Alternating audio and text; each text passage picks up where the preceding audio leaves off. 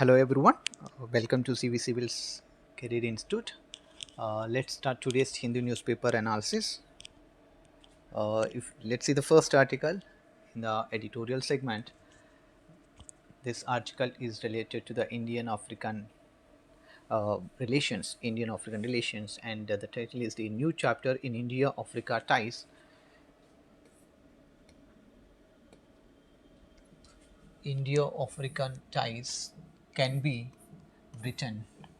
So, what the author is trying to discuss here is we can strengthen our Indian African relations, and he also recommended some kind of a roadmap and strategies to strengthen our relations with Africa. So, first, why it's a important time to realize that the relations need to be strengthened. So, if you understand that, first of all, see, as per the even International Monetary Fund (IMF) reports, Africa is taking a huge transition in demographic, economic, political, and social. There is a huge transition is happening, demographic wise also, and the economic point of view also. And if we really India want to become a global power, then definitely we have to take its support, as well as we have to uh, link to the kind of partnership with it. So now, what are the things? Why it is important thing in the sense it's already the global powers like China and US and Japan and even European Union and Turkey and other countries are strengthening their relationships with parts of Africa to ensure market access, gain energy and mineral security, and even they are trying to increase their political and economical influence in the, and especially China starts its policies since 2000. It means like almost 20 years, China is continuously maintaining a proper, a strong relationship with Africa, and it becomes one of the biggest economic partner to with the Africa. The China is becoming one of the biggest economic partner is also, and also it is playing a very important role in the infrastructure developer, and also it's providing the resources. So since 2000s, the Chinese leaders has visited almost 123 times, while 251 African leaders has visited China. This shows that there is a huge, there is a very good relationship and strong relationship is keep on built up by China with Africa. But in the future years, if really we want to take the advantage of becoming a global player, definitely we have to link and we have to strengthen our relationships with Africa, because Africa is going to be increasing in its population, and it's increasing its economic growth and all. So now, what are the author's recommendation is, he recommends 4 areas we have to be improved, 4 areas we have to be covered, and that 4 areas, India has to be look into the 4 areas to strengthen our relationship with the South Africa. So the first one is political diplomatic cooperation. So we need to strengthen our political and as well as our diplomatic cooperation by regular or periodic visit or periodic summits. Regular visits and periodic summits. Even though we have a India-Africa Forum, it was actually started in 2018, 2008, sorry, 2008. But the last summit was happened in 2015. And of course 2011 one more time. Well, if you look at this, we just had that summit. The summit was just just had a 3 times a visit and 3 times a meeting, and it was happened only in the last 2015. Then after we didn't have that summit. So we need to strengthen that, and we need to have a periodic summits with the Africa, so that we will strengthen our diplomatic relationships. And also we should there will be annual strategic dialogue a regular annual strategic dialogue between the chairperson of the African Union and Indian External Affairs Minister, and it should be launched in the coming years. And another recommendation what he suggested is in the it can be G20 consensus among foreign consensus among G20 members. Now this is what the author recommends when it's come to the political and diplomatic cooperation, that he says that to strengthen and restore our regular relations with the Africa, we need to have a periodic summits, and we need to make some strategic dialogues annually.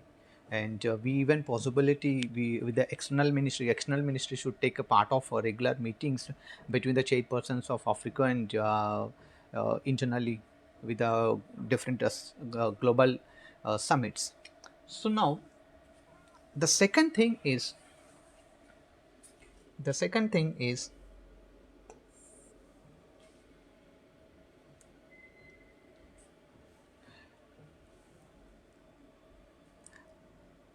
we should maintain focusing more on defense and security cooperation, because if you look at it in the African region, if you look at it, there will be more kind of a terrorism activities and all, and we between Africa and India, if you see Africa and India, there will be there are much maritime activities can be done. So what the second suggestion or recommendation by the author is, we can focus more on defense, and we can focus more on security cooperation. We can focus more on defense and security cooperation. So it's said that expanding dialogue on defense issues, and as well as keeping some maritime collaboration, since we have a very good maritime no collaboration we can make, and expanding the lines of credit to facilitate defense exports, and more can be done to increase the number of defense training slots.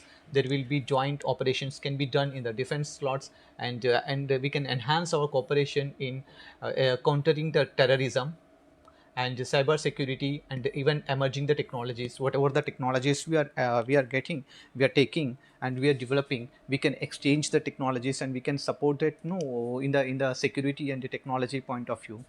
This is what his second recommendation. And what's his third recommendation is, the third recommendation is related to economic development cooperation. So first one is political and diplomatic cooperation. Second one is defense and security cooperation. And third one, he's talking about economic and development cooperation. If you look at that, India and Africa trade touching almost $98 billion. $98 billion in the financial year 22-23, and there is a very good scope that in the future, and which is it's encouraging the development. So there is almost a $98 billion trading is India Africa having a kind of a trading in the financial year 2023, and this figure can go up if access to finance through the creation of Africa Growth Fund is ensured. If we are creating any fund to the Africa as a Africa Growth Fund is ensured, if we are ensuring any financial assistance to the Africa, then this trade can be increased.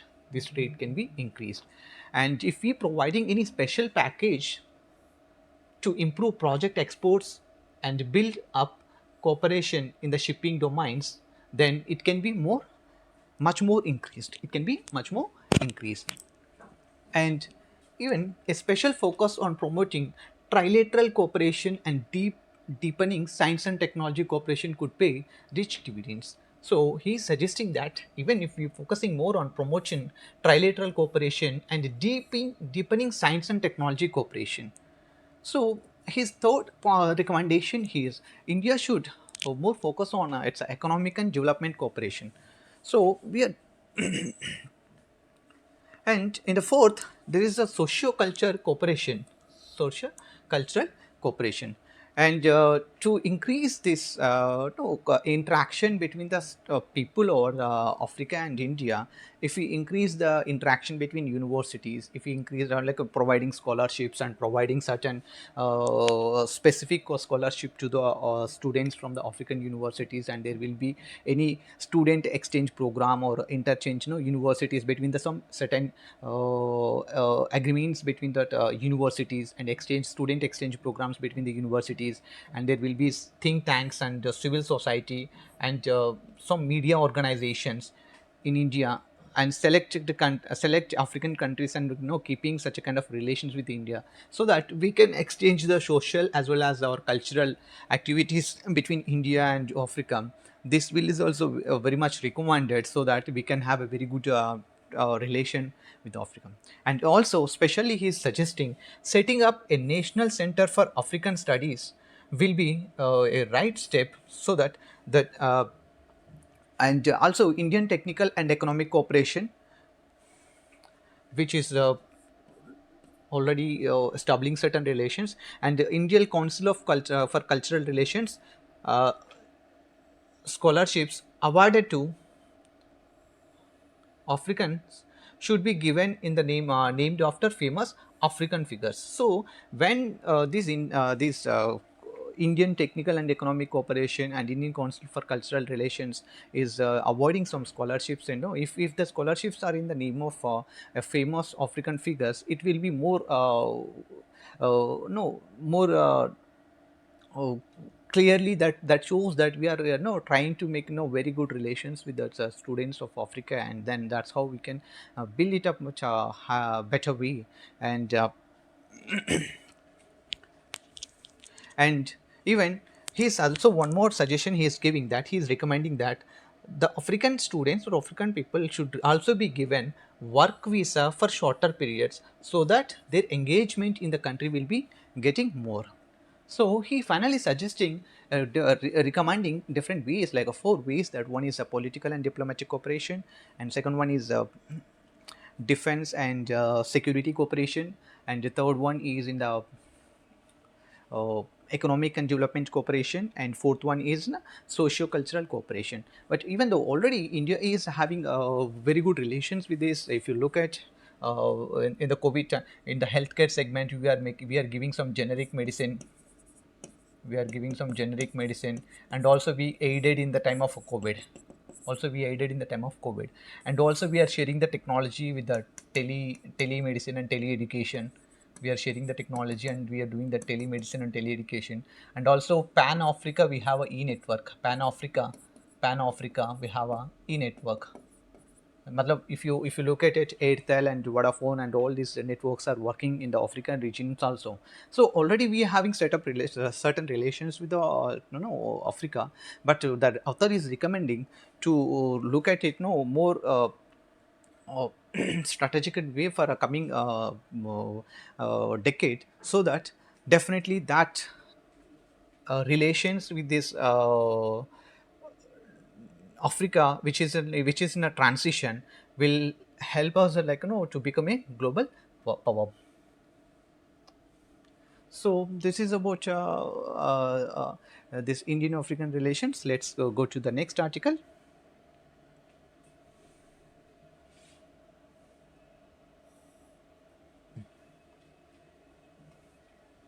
So in this article, if you look at here, the foreign minister Jaishankar is with the Philippines foreign minister, foreign affairs secretary.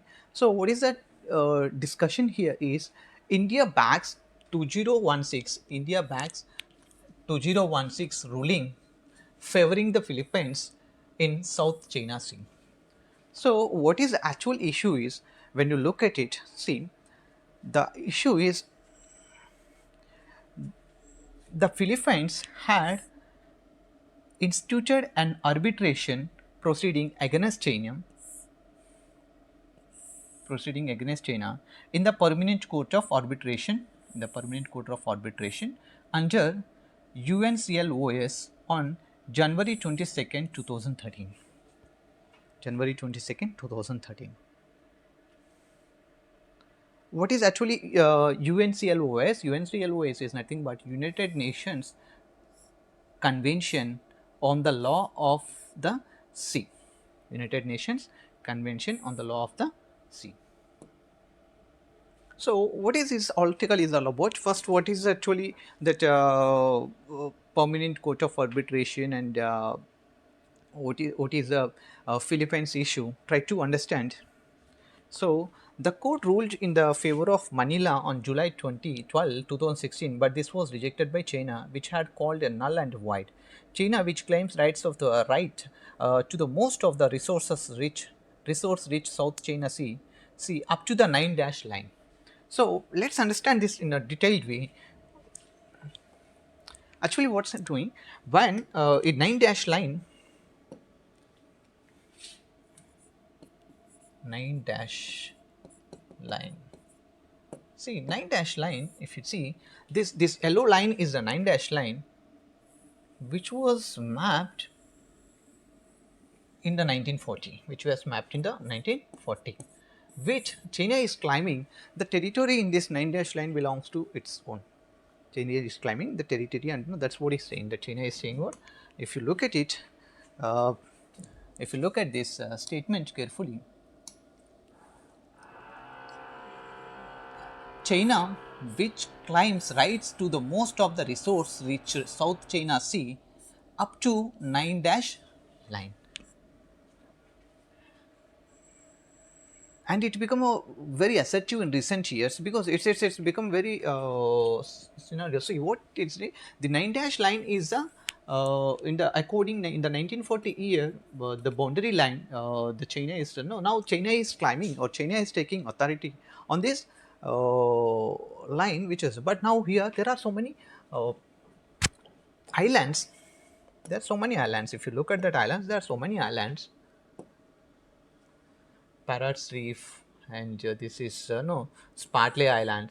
So these all are becoming. This is CC, Metalfish Bank, and all these islands. So Parcel Islands. These islands, if you see, all these islands, China is claiming that these all islands will belong to China, and this completely South China Sea. This complete South China Sea is no having that.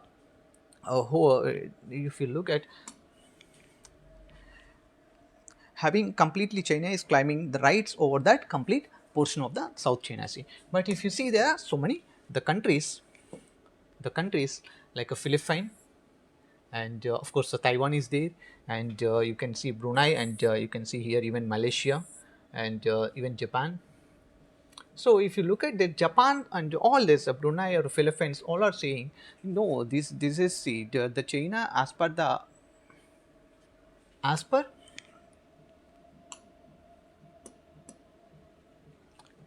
the conventions of this UNCLOS, United Nations Convention on the Law of Sea, See, if you look and get any country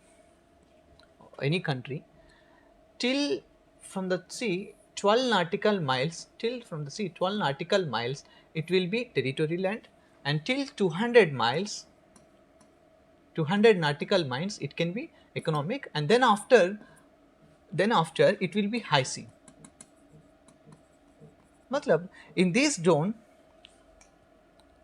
if you see, say for example, ocean is like this. In this zone, if you see, after this waters, in this high zone water, these waters will belongs to everybody.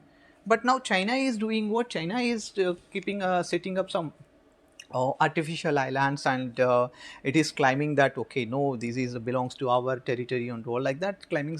But other countries like Philippines and all the countries who are near Brunei, the countries and all will saying that no, it's, that's the reason they kept an arbitration in the Permanent Court of Arbitration under UNCLOS.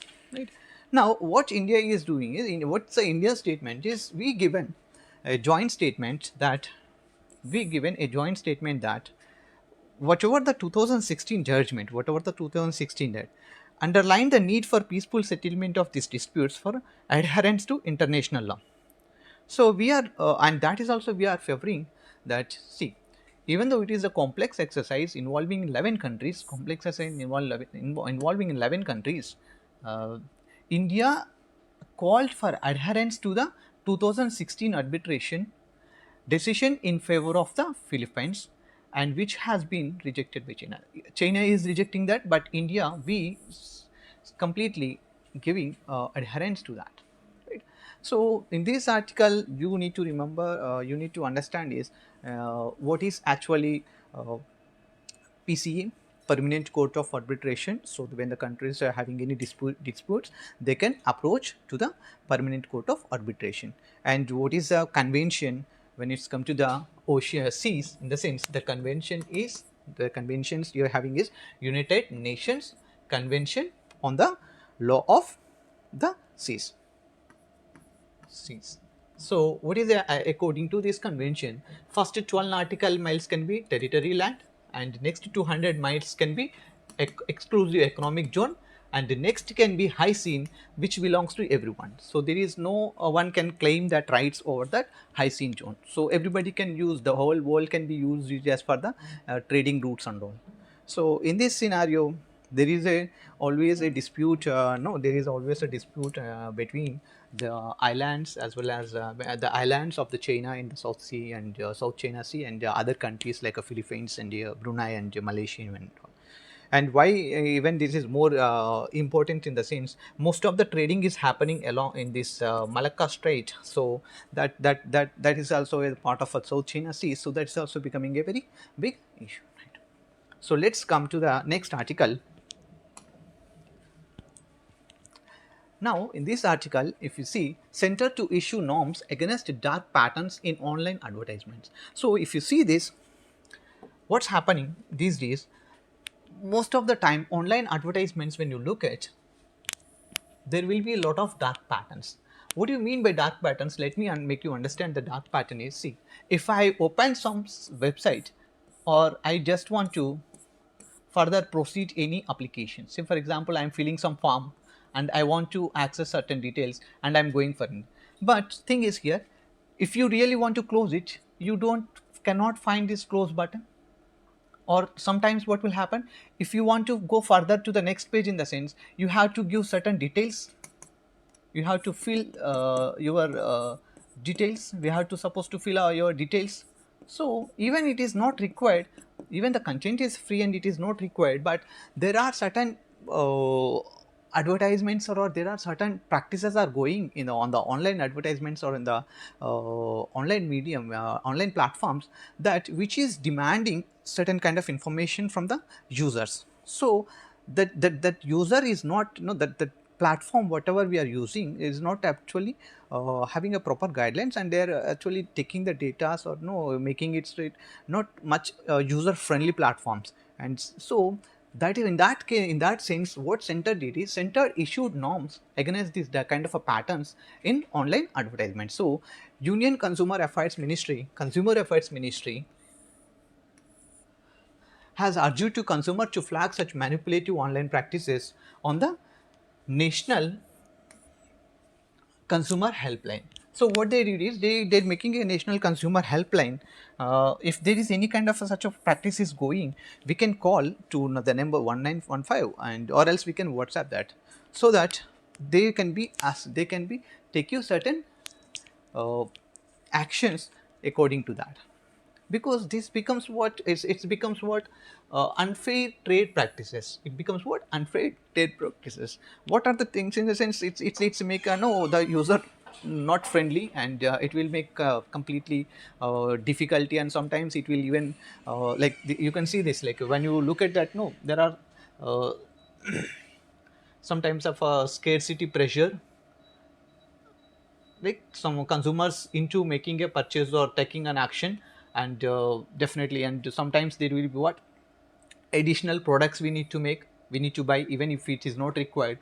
We are if I want to get x product, if I supposed to buy the y product, in the sense it is becoming condition to buy a product, or certain services also, it is becoming like that. And subscription traps, So these kind of things, the dark practices are becoming more in the online. So that is the reason, especially in sometimes if you see particularly travel and tourism websites and all, these will be coming some additional cost they are making, and these will be coming now ministry of in the rate of ministry once we started taking consumer helpline and giving such an information, right? So in this article, what you need to keep in mind in the sense, what do you mean by dark practices, and to the dark practices, what which ministry is given this, in the sense consumer affairs ministry is given certain guidelines and issue certain norms for the online advertisements. So next, let's go to the next article. And one more thing is, let's go to the next article. In this article, make core sector growth pace breaks to 4.3% from 19.3%.